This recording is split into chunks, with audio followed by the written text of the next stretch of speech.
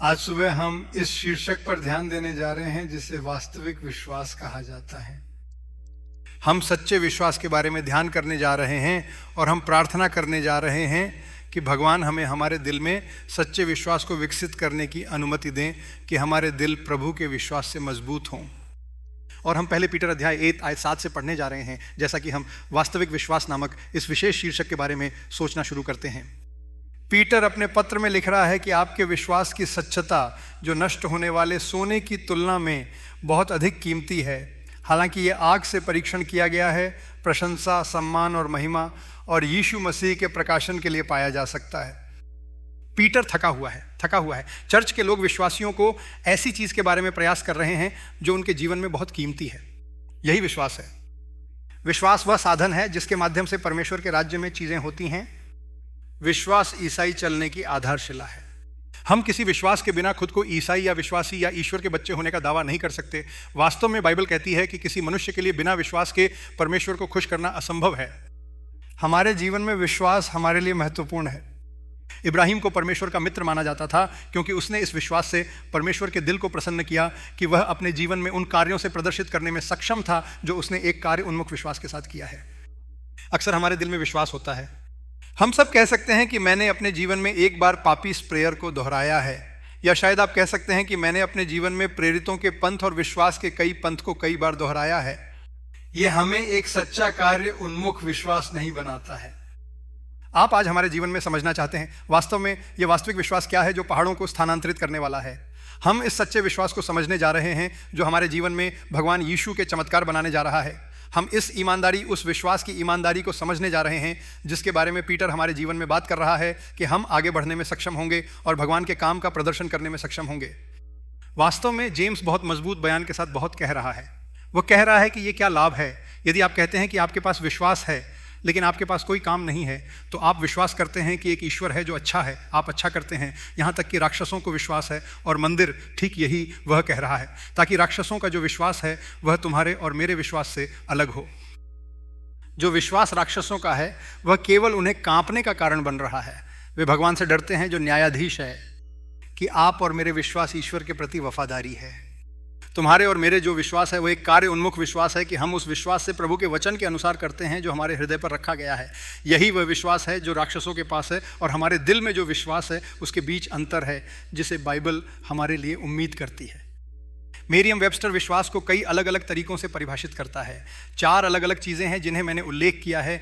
यहाँ तक कि इस विश्वास शब्द के और अन्य विविधताएं हैं जिन्हें मेरियम वेबस्टर शब्दकोश सूचीबद्ध कर रहा है।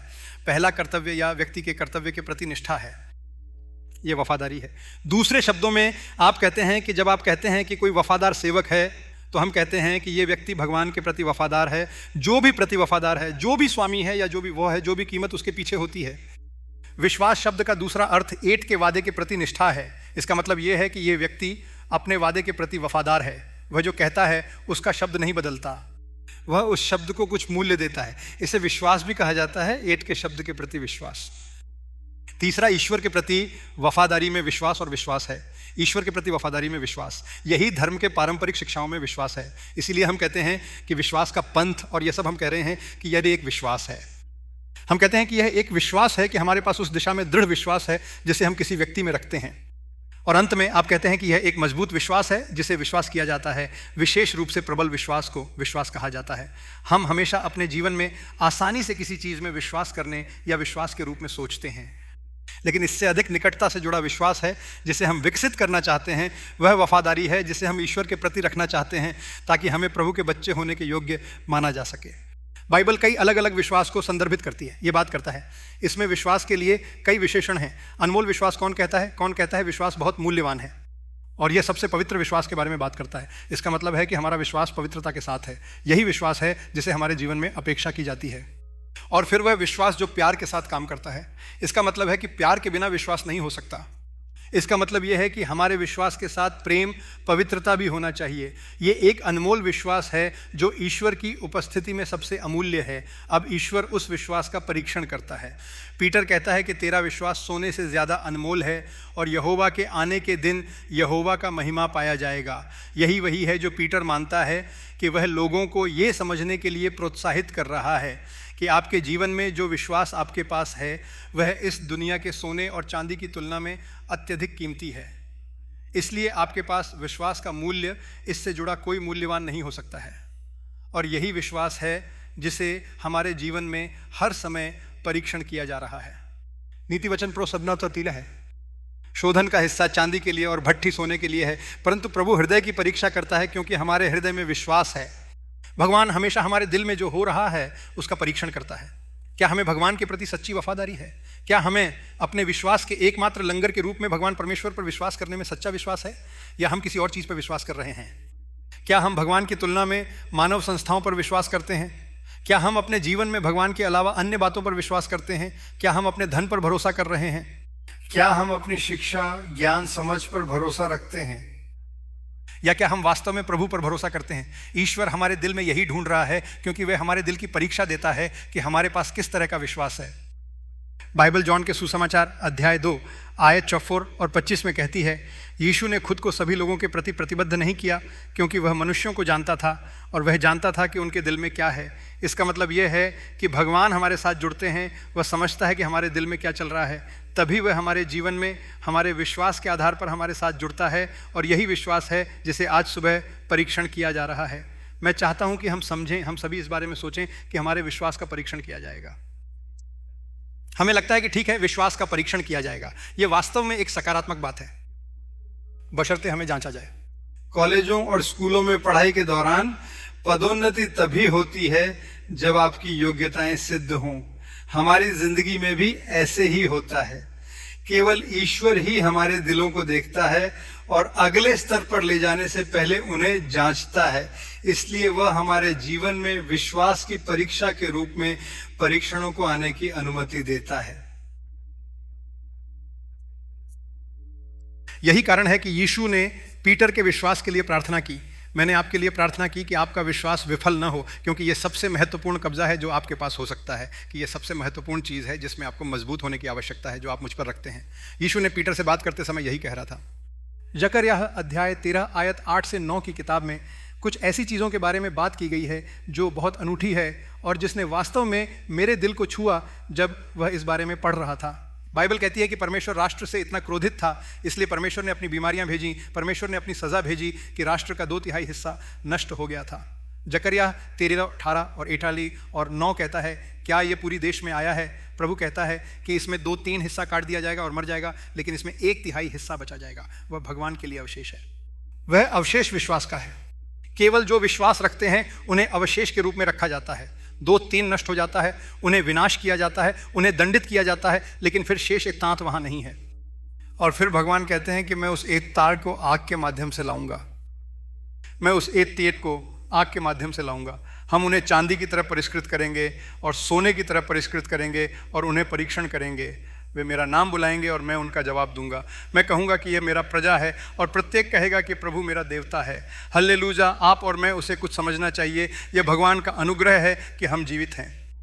आप और मुझे यह समझना चाहिए कि हमें विश्वास में प्रभु के लिए एक अवशेष के रूप में रखा गया है। और क्योंकि परमेश्वर उनसे प्रेम करता है, हमें प्रेम करता है, क्योंकि वह हमारे साथ रहना चाहता है, वह हमें परीक्षण करता है। जैसे कि चांदी और सोना भट्ठी में कोशिश की जाती है ताकि वह हमारी प्रार्थनाओं को सुन सके और हम उसका जवाब दे सकें कि वह हमारा देवता है। इसीलिए हमारे विश्वास की परीक्षा के रास्ते से गुजरना एक धन्य बात है।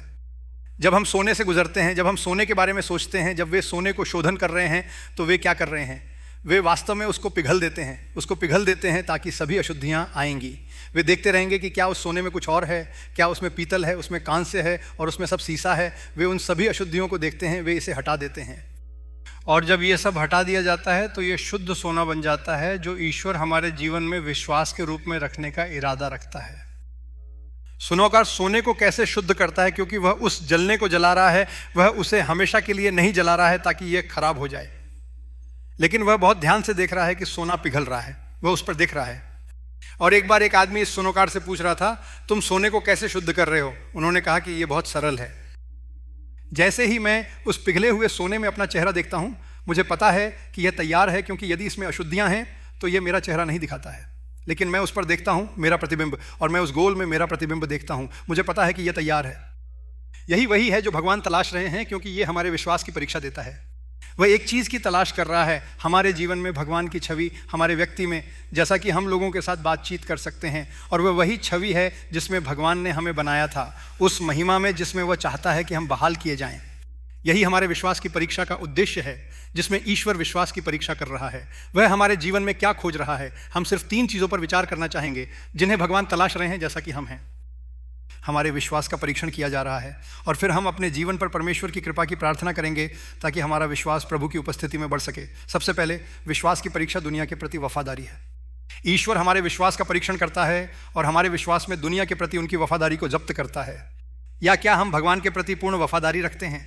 बाइबल उत्पत्ति अध्याय 13 बनाम 8 से 9 में कहती है, इब्राहिम और लॉट उन्होंने बातचीत की। इब्राहिम ने प्रभु से कहा, तुम और मेरे बीच और मेरे चरवाहे और तेरे चरवाहे के बीच मेरे लिए कोई झगड़ा ना हो। तुम्हारा भाई तुम्हारे सामने सारी भूमि नहीं है, कृपया मुझसे अलग हो जाओ। यदि आप बाईं ओर जाते हैं तो मैं दाईं ओर जाऊंगा, या यदि आप दाईं ओर जाते हैं तो मैं बाईं ओर जाऊंगा। यह घटना है जिसे हम सभी अच्छी तरह से जानते हैं। इब्राहिम और प्रभु एक साथ कनान देश में उस मनुष्य में आ गए। परमेश्वर ने इब्राहिम को यह वादा दिया कि यह देश तुम्हारे लिए होगा, मैं यह भूमि तुम्हारे लिए और तुम्हारे वंशजों के लिए हमेशा के लिए दूंगा। यह इब्राहिम को भगवान का वादा था। परंतु तब इब्राहिम और प्रभु के चरवाहों ने उस स्थान के सीमित संसाधनों के लिए एक दूसरे से झगड़ा करना शुरू कर दिया जिस स्थान में वे थे, और इब्राहिम प्रभु को चढ़ाव दे रहा था। वह कह रहा था, हे भगवान, हम इस बात पर क्यों लड़ रहे हैं? हम 2 अलग अलग रास्ते क्यों नहीं जाते? सारी भूमि तुम्हारे सामने है, आप जो चाहते हैं उसे लेते हैं, बाकी को मैं ले लूंगा। यदि आप दाईं ओर जाते हैं तो मैं बाईं ओर जाऊंगा, यदि आप बाईं ओर जाते हैं तो मैं दाईं ओर जाऊंगा। उसने अपने प्रस्ताव में बहुत उदारता से भगवान को बताया, जिनके भतीजे ने कहा कि कृपया आप जो भी जगह करना चाहते हैं उसे चुनें। और यही जगह है जहां हमारे विश्वास की परीक्षा होती है। बहुत कुछ विश्वास में जवाब दे सकता है या सांसारिक मामलों का, क्योंकि वह उनके बारे में सोचता है।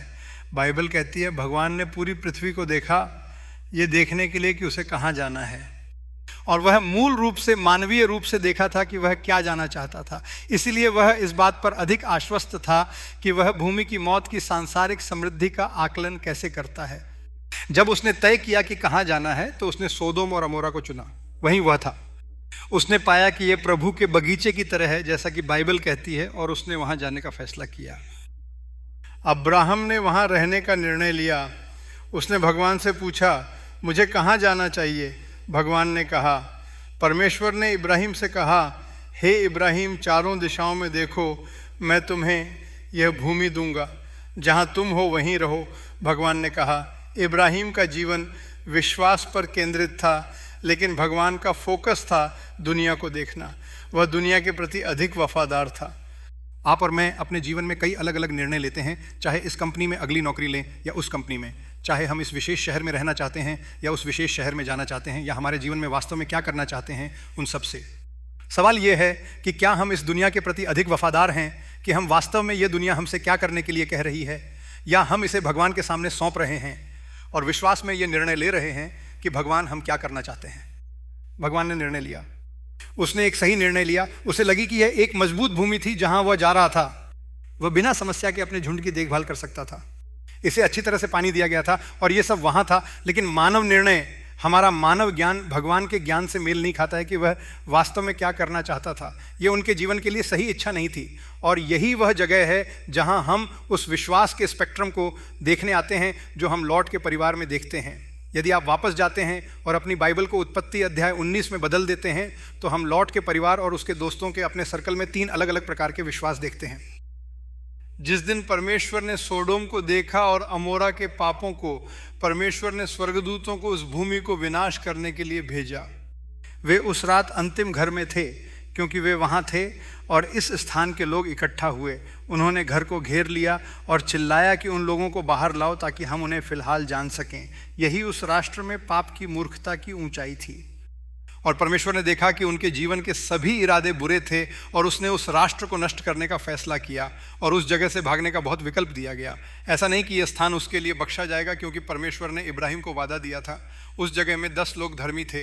वह उस राष्ट्र को बख्शा गया, लेकिन वह 10 लोगों को नहीं पा सका। उनके परिवार और परिवार के बचे हुए थे और 10 लोग नहीं थे।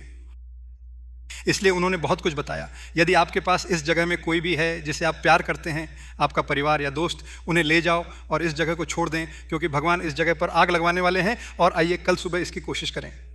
और यहीं पर हम विश्वास के इन 3 अलग अलग स्पेक्ट्रम को देखते हैं। उत्पत्ति 19:14। देखो, प्रभु बाहर चला गया और अपने दामाद से बोला, जिन्होंने अपनी बेटियों से शादी की थी, और कहा, उठो, इस स्थान से उठो, क्योंकि प्रभु इस नगर को नष्ट कर देगा।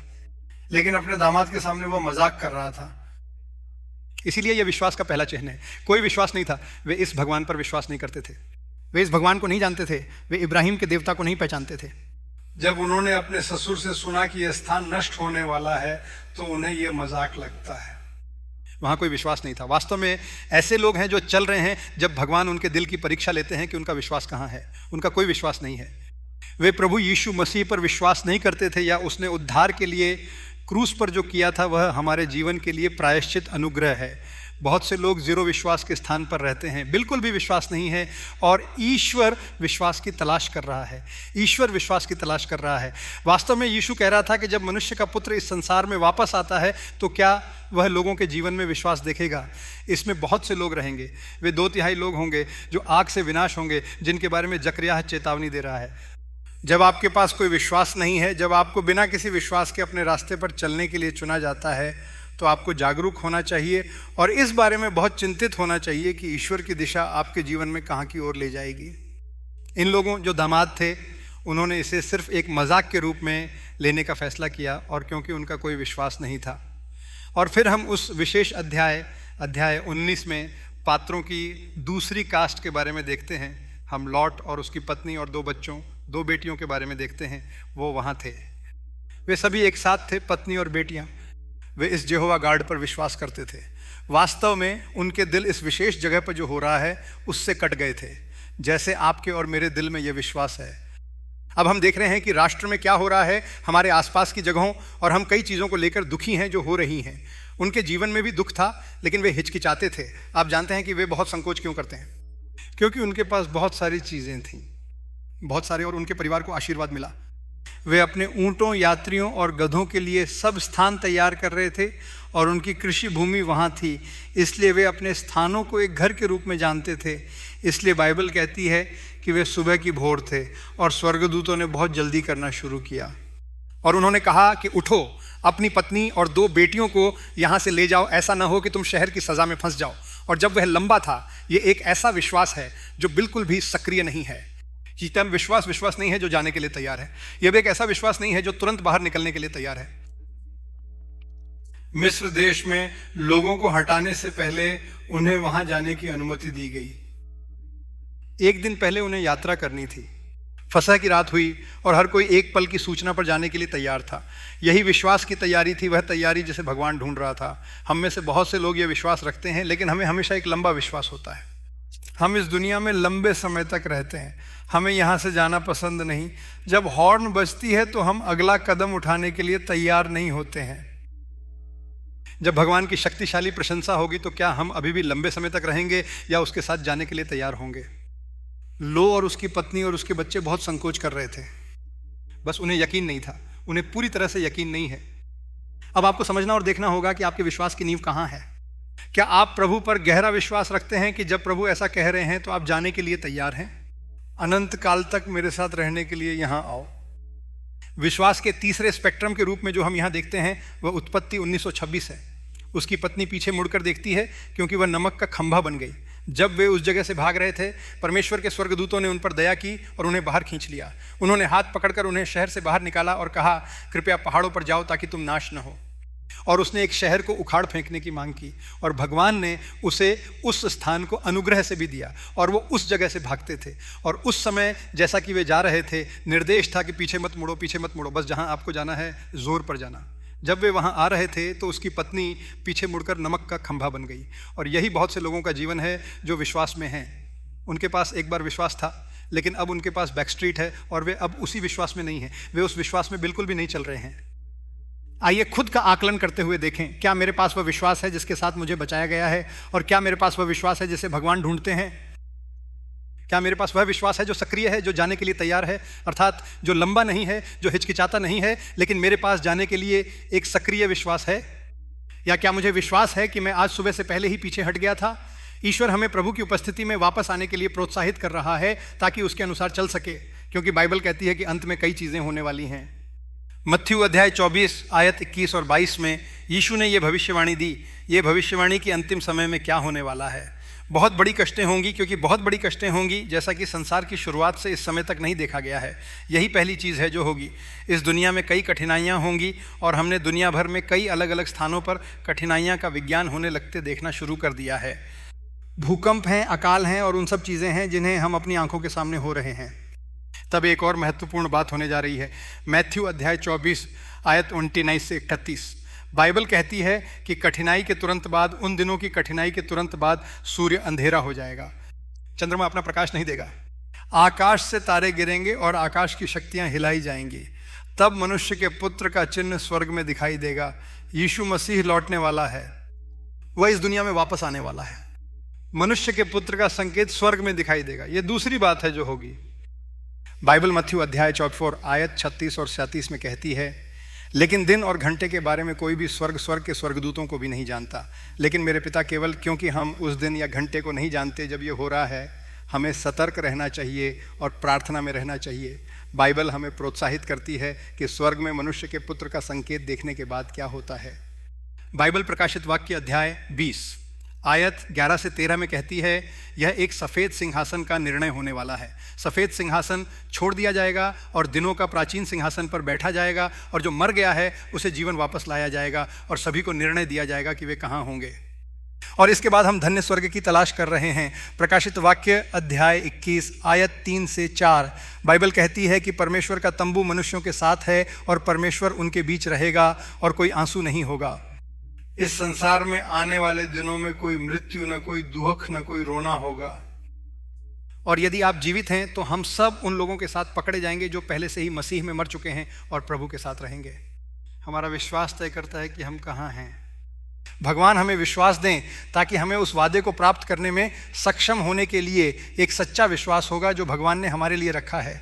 सच्चे विश्वास का दूसरा परीक्षण, हमारे विश्वास का परीक्षण है, आशीर्वाद के प्रति वफादारी है।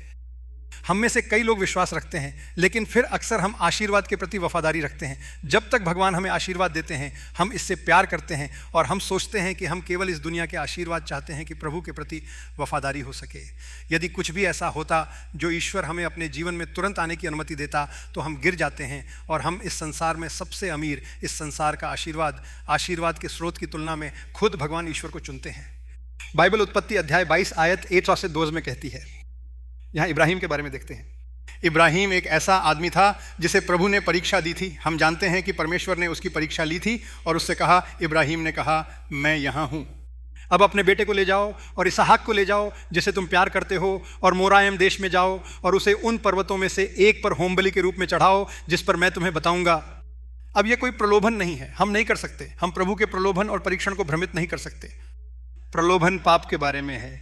पाप हमारे जीवन में आएगा और दुश्मन हमारे जीवन पर पाप डालने के लिए आता है और वह हमारे जीवन में प्रलोभन भेजता है, लेकिन परमेश्वर पाप से प्रलोभन नहीं करता है। बाइबल कहती है हम सभी के पास ड्राइविंग लाइसेंस है, हम सभी परीक्षा देते हैं, परीक्षक आते हैं और आपके ड्राइव करने के लिए, दिशाओं का पालन करने के लिए कहते हैं। एक चीज़ जो वो कभी नहीं कहेंगे वो है आपको धोखा देने की कोशिश करना। वह तुमसे नहीं पूछेगा, वह आपको कोई गलत या अवैध काम करने के लिए नहीं कहेगा, वे ऐसा बिल्कुल नहीं करेंगे। यही भगवान हमें परीक्षण करता है। वह हमारे विश्वास की गुणवत्ता, हमारे विश्वास की सच्चता का मूल्यांकन करने के लिए अपना परीक्षण भेजेगा, लेकिन वह हमें कभी भी परीक्षण नहीं करेगा और न ही पाप से हमें प्रलोभन करेगा। यही फर्क है। अब यहाँ हम देखते हैं कि इब्राहिम को प्रभु द्वारा परीक्षण किया जा रहा था, क्योंकि वह गुजर रहा है कि उसके पास एक बेटा था जो उसके सभी आशीर्वाद का स्रोत था, कि उसने इस बेटे को पैदा करने से पहले 100 साल तक इंतज़ार किया था और उसने खून से पहले 20 साल से अधिक इंतज़ार किया था। प्रभु का वादा उसके जीवन में साकार हुआ, इसीलिए वह इतना ज़ोर से था, उसके लिए प्रिय था। और यहोवा कहता है कि उस पुत्रा को ले जाओ और मोरिया के पहाड़ों पर जाओ, मैं तुम्हें कहाँ दिखाऊंगा जहाँ तुम उसे बलिदान के रूप में चढ़ाओगे। इब्राहिम को अपने विश्वास में स्पष्टता थी और वह परमेश्वर के दिल की भलाई के बारे में जानता था, उसे अपने मार्ग का पता था।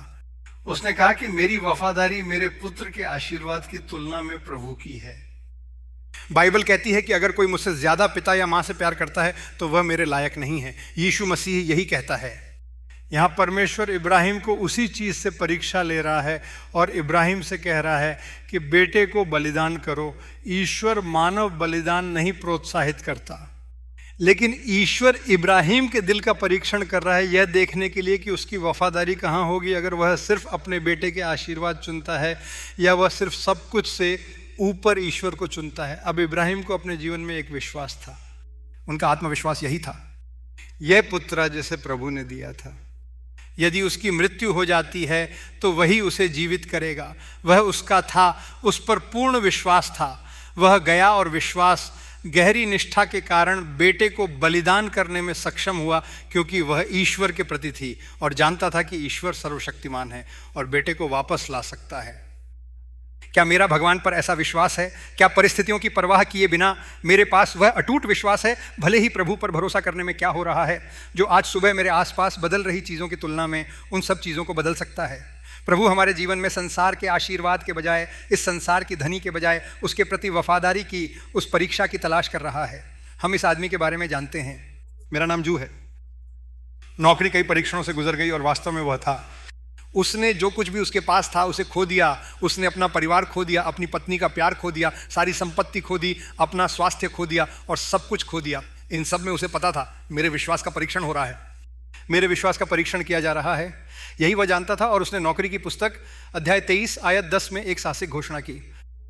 वह जानता है कि मैं किस रास्ता से चलता हूँ, उसको पता है किस रास्ते से मैं जाता हूँ। जब वह मेरी परीक्षा देगा तो मैं सोने के समान आऊँगा, वह गहरा विश्वास। जब वह गुजर रहा था तो भगवान ने उसका सम्मान किया। ऐसा नहीं है कि वह परेशान नहीं था, ऐसा नहीं है कि वह परेशानी से गुजर नहीं रहे थे, ऐसा नहीं था कि वह बहुत खुश थे, वह चिल्लाता रहा। वह उस स्थिति के बारे में इतनी बातें कह रहा था जिस पर उसे डाला गया था, फिर भी उसका उस पर यह मूल अटूट विश्वास था कि वह जानता है कि मैं किस रास्ता जाता हूँ और उसके बाद मेरी परीक्षा आने के बाद मैं अपने विश्वास को सोने के रूप में आऊँगा। लक्ष्य को आगे बढ़ाओ।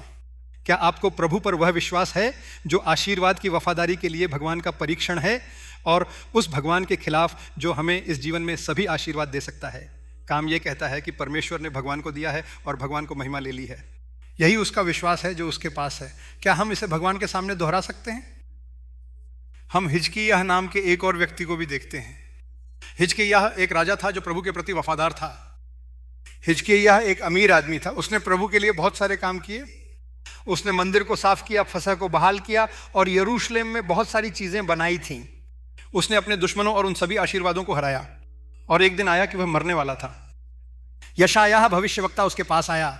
उसने कहा कि तुम्हारे घर की चीजों को ठीक करो क्योंकि तुम मरेंगे और ठीक ना होगे। और हिजकिय्याह रोया और वह कड़वा से रोया और परमेश्वर से पूछा। भगवान ने अपना जीवन 15 साल तक बढ़ाया और वह बहुत खुश था। लेकिन उसके बाद जो हुआ वह बहुत एंटी क्लाइमैक्टिकल था। जो हुआ वह यह था कि बाबुल के राजा दुष्ट मेराडोक ने हिजकिय्याह के साथ जो हुआ उसके बारे में सुना और उसके पास अपने राजदूतों को भेजा ताकि उसकी शुभकामनाएं पूछी जा सके और उसके स्वास्थ्य और उन सब के बारे में उससे पूछा। और अब उस समय एक पल के लिए हिजकिय्याह की वफादारी बदल गई। वह अब उन लोगों को नहीं देख रहा था जो उसके स्वास्थ्य के बारे में पूछताछ कर रहे थे। उसे भगवान की गवाही देनी चाहिए थी, उसे अपने जीवन में भगवान की महानता के बारे में बात करनी चाहिए थी, लेकिन वह उन्हें अपने राज्य का दौरा करा रहा था। वह उन्हें अपने खजाने और वहां मौजूद सब चीज़ों का दौरा करा रहा था। और परमेश्वर ने तुरंत उससे कहा, ये लोग तुम्हारे घर में आकर क्या देखें? उन्होंने सब कुछ देखा। उन्होंने मेरे खजाने में सब कुछ देखा। मेरे राज्य में ऐसा कुछ नहीं है जो उन्होंने नहीं देखा हो, क्योंकि उसे ईश्वर ने उसे जो आशीर्वाद दिया है उस पर इतना गर्व था कि वह अपने जीवन में आशीर्वाद दिखा रहा था कि उसे इसे बंद रखा जाना चाहिए था और केवल ईश्वर का धन्यवाद करना चाहिए और अपने ईश्वर की महिमा करनी चाहिए। लेकिन आप उन्हें वह सब अच्छाई दिखा रहे हैं जो उसने दी है। तब परमेश्वर ने कहा, एक दिन आएगा ये सब बातें उसी राष्ट्र बाबिलोन को ले जाई जाएंगी। और बाइबल कहती है कि उसने खुद को विनम्र किया। और यही कारण है कि भगवान ने कहा, ठीक है, ये तुम्हारे दिनों में नहीं होगा, लेकिन ये तुम्हारे पुत्र के दिनों में होगा। परमेश्वर ने कहा और ठीक उसी के अनुसार परमेश्वर के मंदिर में सब कुछ, महल का सब सोना, ये सब बाबुल को ले जाया गया था, क्योंकि एक मनुष्य अपने धन पर निर्भर करता था, न कि उस प्रभु पर जिसने उसे आशीर्वाद दिया। बाइबल इतिहास के दूसरे अध्याय 21 में कहती है कुछ ऐसा जो हमारे दिल में होना चाहिए। परंतु बाइबल कहती है कि बाबुल की राजकुमारी के राजदूतों के बारे में, जिन्हें उन्होंने उस देश में जो आश्चर्य हुआ उसके बारे में पूछने के लिए उसके पास भेजा, परमेश्वर ने उससे हट लिया। परमेश्वर उससे पीछे हट गया ताकि उसका परीक्षण किया जा सके, ताकि वह उसके दिल में जो कुछ भी है उसे जान सके।